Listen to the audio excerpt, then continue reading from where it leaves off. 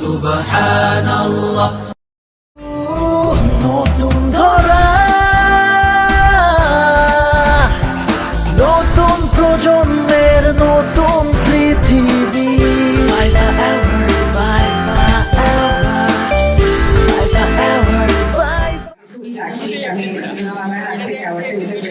যারা আয়োজকরা আছেন তাদেরকে ধন্যবাদ এবং সবকিছুর প্রথম আসলে অনুভূতিটা অন্যরকম হয় এবং it's an honour for me যে আপনার মতো একজন কিংবদন্তির হাত থেকে আমি অ্যাওয়ার্ডটা গ্রহণ করতে পেরেছি। এটা আমার জন্য অনেক বড় একটা সম্মান, এটা আমার আজীবন মনে থাকবে। আমার এটা ফার্স্ট প্রাইজ অ্যাওয়ার্ড, ইনশাআল্লাহ মেনি মোর টু কাম।